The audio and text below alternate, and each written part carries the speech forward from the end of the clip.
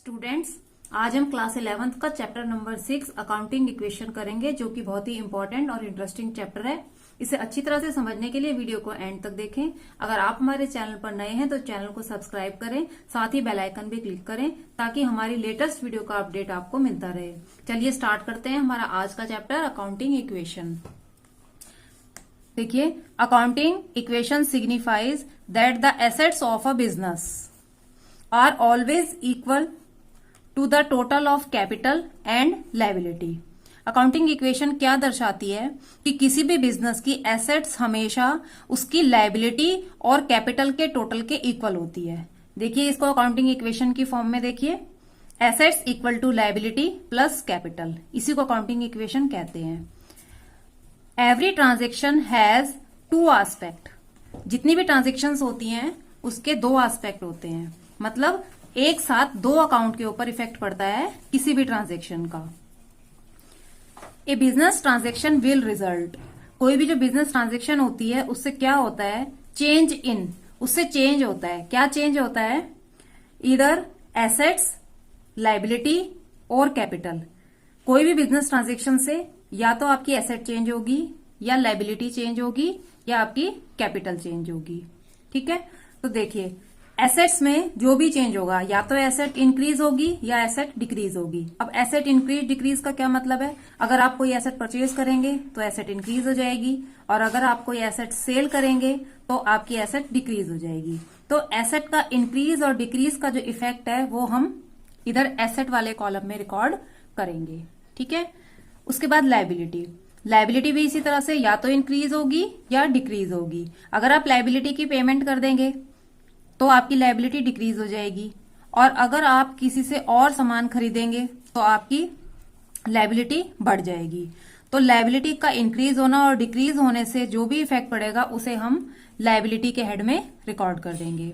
ठीक है, उसके बाद थर्ड है आपका, कोई भी ट्रांजेक्शन से या तो रेवेन्यू होगा या एक्सपेंस होगा। तो जो भी रेवेन्यू होगा या एक्सपेंस होगा उसके चेंजेस को हम कैपिटल अकाउंट में शो करेंगे। ठीक है, तो अब इसको हम, ये सारे कॉन्सेप्ट को हम एक क्वेश्चन के थ्रू समझेंगे। क्वेश्चन नंबर 1 देखिए, prepare accounting equation from the following. इसमें आपको ये 6 ट्रांजेक्शन्स दी हुई हैं, हम एक एक करके इनको पढ़ के समझेंगे और फिर इनका अकाउंटिंग इक्वेशन किस तरह से बनाते हैं उसको समझेंगे। Sandeep started business with cash ₹1 lakh. अब संदीप ने बिजनेस स्टार्ट किया है कैश के साथ 1 लाख रुपए। तो स्टूडेंट्स, इस ट्रांजेक्शन से एक साथ दो अकाउंट अफेक्ट होते हैं। बिजनेस स्टार्ट किया है कैश के साथ 1 लाख रुपीज। ठीक है, तो इससे दो अकाउंट अफेक्ट हुए, एक कैश और एक कैपिटल।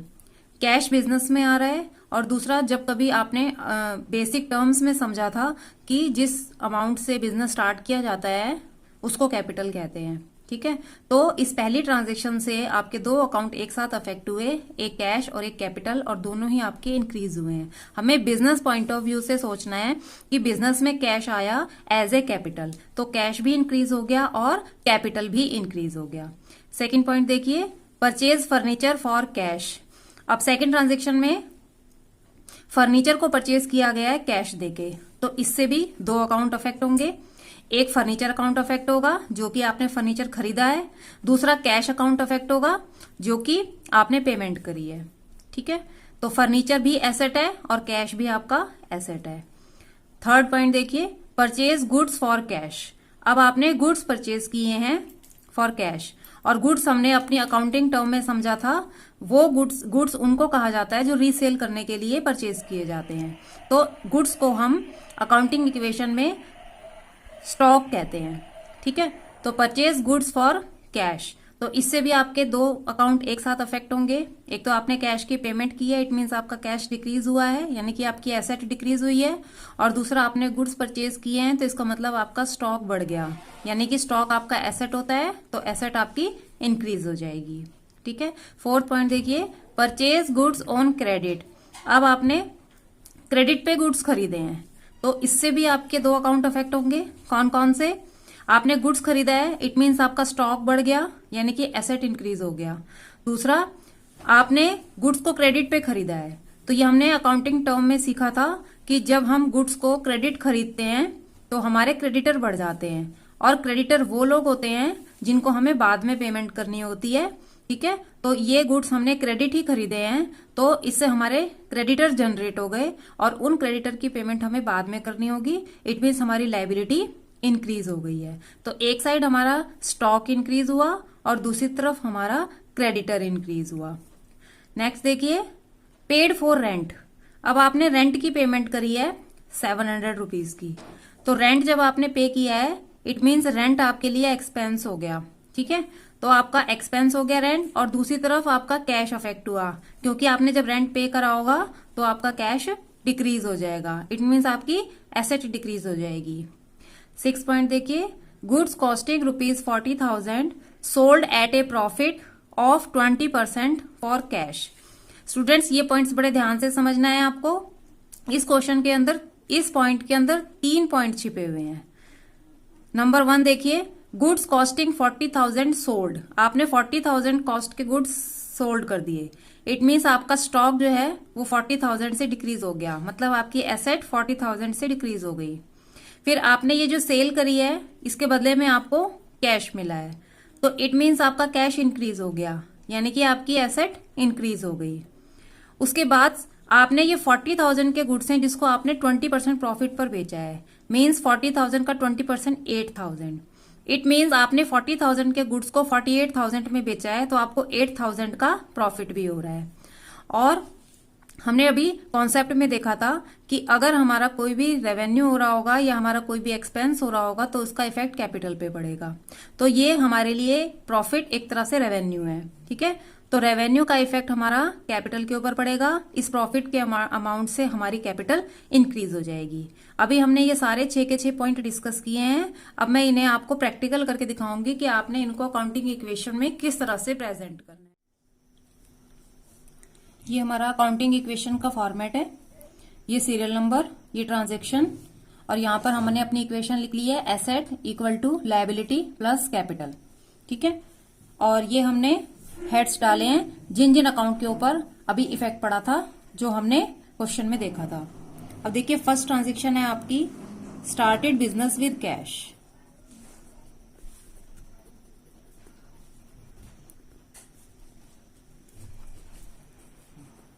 ₹1 लाख।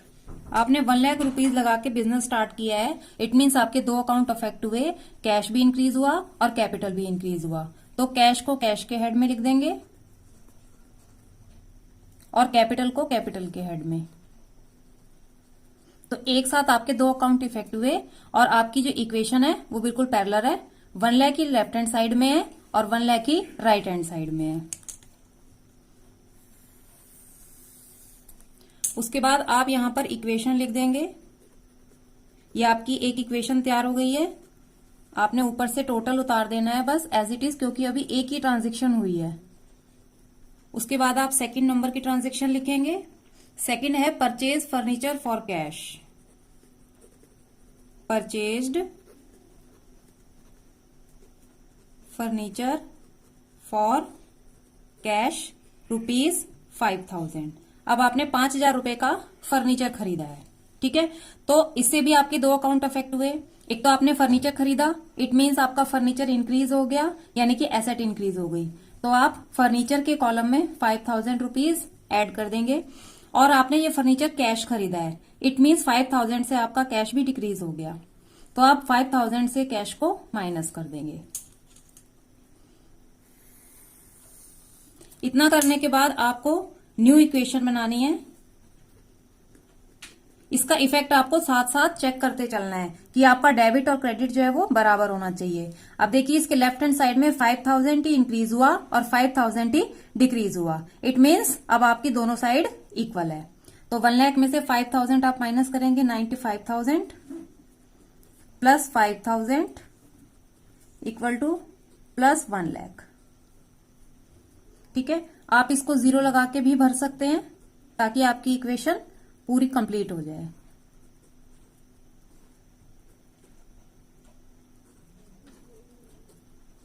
ठीक है, इसके बाद आप थर्ड इक्वेशन देखेंगे। Third transaction purchase goods for cash.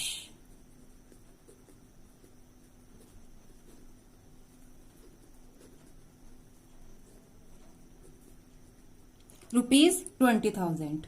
अब आपने 20,000 रुपीज के गुड्स खरीदे हैं और गुड्स को स्टॉक बोला जाता है, तो इससे भी आपके दो अकाउंट इफेक्ट हुए। एक तो आपका स्टॉक बढ़ गया और दूसरा आपका कैश डिक्रीज हो गया। तो आप इस ट्रांजेक्शन से क्या करेंगे, 20,000 से स्टॉक बढ़ा देंगे और 20,000 से ही कैश को डिक्रीज कर देंगे।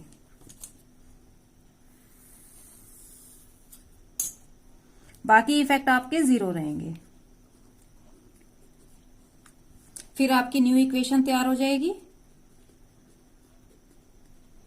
95 में से 20 माइनस कर देंगे, 75,000 प्लस 5,000 का फर्नीचर जो एज इट इज है और 20,000 का आपका स्टॉक बढ़ गया। क्रेडिटर अभी आपके नील हैं और 1 लाख की आपकी कैपिटल है। अब हम फोर्थ ट्रांजेक्शन देखेंगे। फोर्थ ट्रांजेक्शन है परचेज गुड्स ऑन क्रेडिट।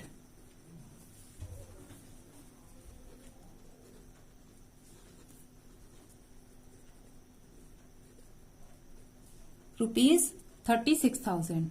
अब आपने 36,000 के गुड्स क्रेडिट खरीदे हैं, तो इससे भी आपके दो अकाउंट अफेक्ट होंगे।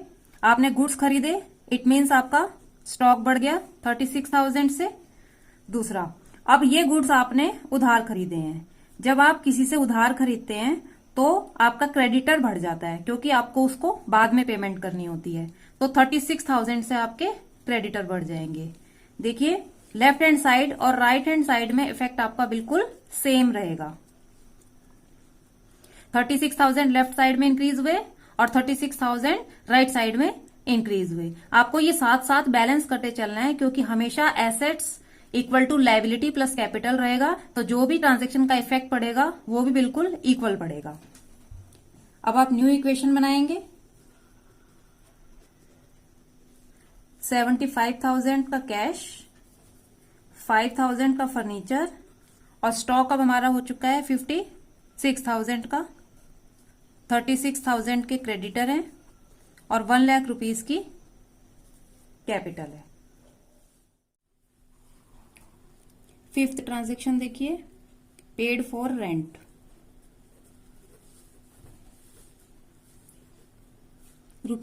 ₹700। अब आपने 700 रुपए का रेंट पे करा है, तो इससे आपके दो अकाउंट अफेक्ट होंगे। एक तो आपने पेमेंट करी है, तो इट मीन्स आपका कैश डिक्रीज हो जाएगा। और रेंट, जब आपने पेमेंट करी है तो रेंट आपके लिए एक्सपेंस होगा। और अभी कॉन्सेप्ट में हमने डिस्कस किया था कि जो भी एक्सपेंस होगा उसका इफेक्ट कैपिटल के ऊपर पड़ेगा। तो सबसे पहले 700 रुपीज से आप कैश माइनस कर देंगे, क्योंकि आपने रेंट की पेमेंट की है और रेंट पेमेंट किया है, इसलिए ये एक्सपेंस है। तो आपका कैपिटल भी 700 से रिड्यूस हो जाएगा। फिर से आप न्यू इक्वेशन बना देंगे।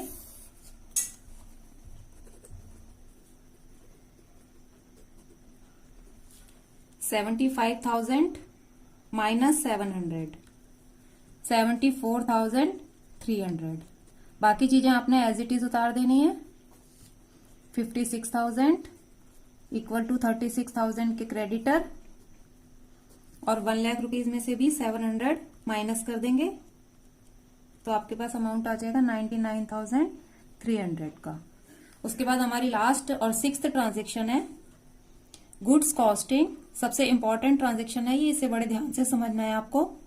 Goods costing ₹40,000 sold at a profit of 20% for cash.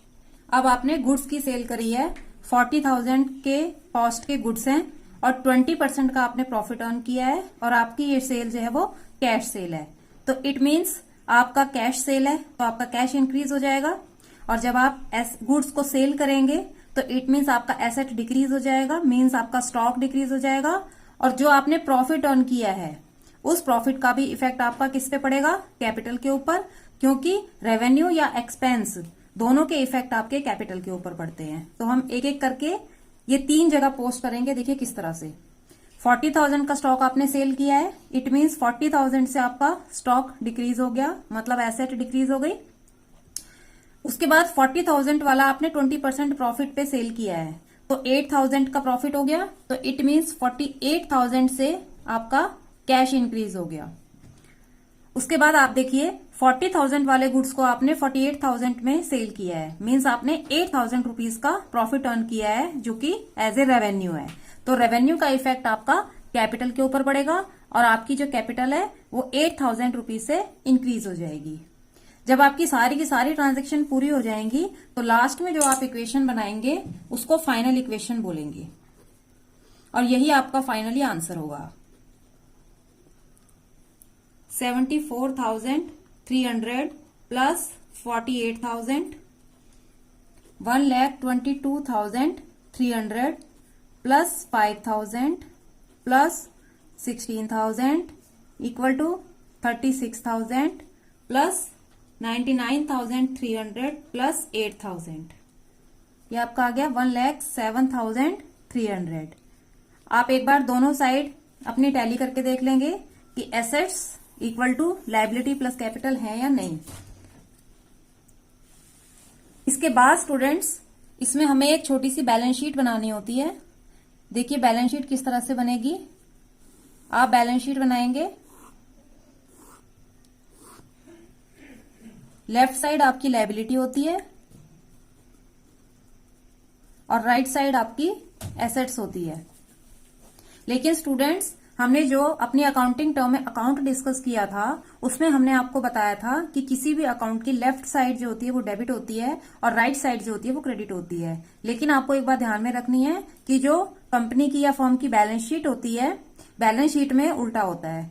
जो बैलेंस शीट की लेफ्ट साइड होती है वो क्रेडिट होती है और बैलेंस शीट की जो राइट साइड होती है वो डेबिट होती है। मींस एसेट्स आपके डेबिट होते हैं और लायबिलिटीज आपकी क्रेडिट होती हैं। तो आपने ये सारी की सारी एसेट अपनी एसेट साइड में लिख देनी है। आपके पास कैश है 1,22,300 का, फर्नीचर है 5,000 का, स्टॉक है 16,000 का। उसके बाद लायबिलिटी साइड भी आप लिख देंगे। लायबिलिटी में आपके पास है क्रेडिटर्स 36,000 के और कैपिटल 1,07,300 की।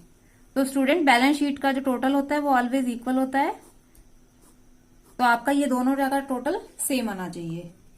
36,000 प्लस 1,07,300, ये टोटल हो गया 1,43,300। आप एसेट का भी टोटल कर लेंगे।